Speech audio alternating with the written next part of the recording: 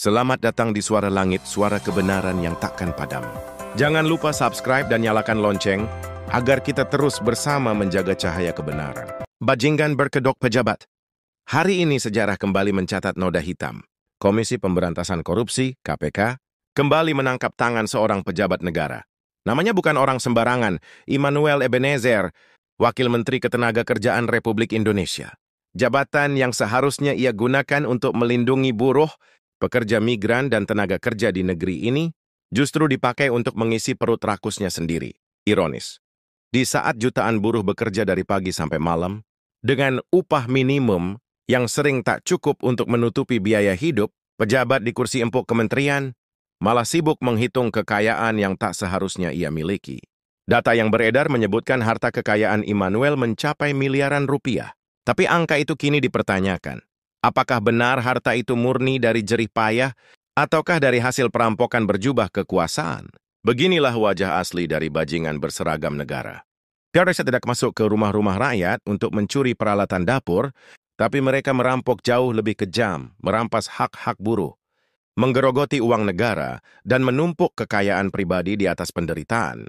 Perampok jalanan hanya mencuri sekali, tapi pejabat bajingan mencuri setiap hari dengan legitimasi jabatan. Rakyat kembali dikhianati.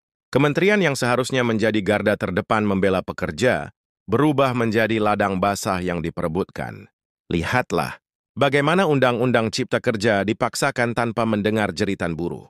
Bagaimana pekerja migran sering pulang tinggal nama karena minim perlindungan. Semua kebijakan tak lebih dari permainan para elit, sementara pejabatnya sendiri sibuk mengamankan posisi, jaringan, dan pundi-pundi. Kita harus sadar, korupsi bukan sekadar kejahatan ekonomi, tapi pengkhianatan terhadap konstitusi dan pengkhianatan terhadap amanah rakyat.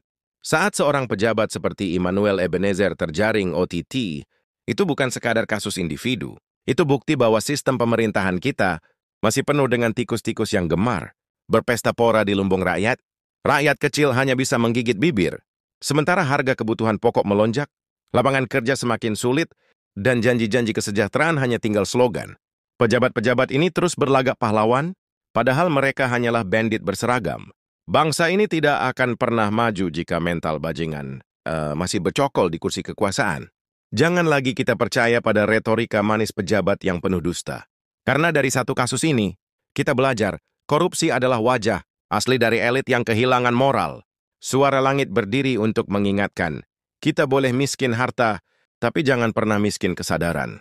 Rakyat harus berani melawan, bersuara, dan menolak dikhianati terus-menerus. Karena bajingan berseragam negara hanya bisa berkuasa jika rakyat diam.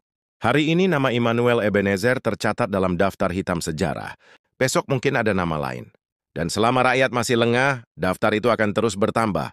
Suara Langit, ketika rakyat tak lagi punya mikrofon, bagikan jika kamu masih punya hati.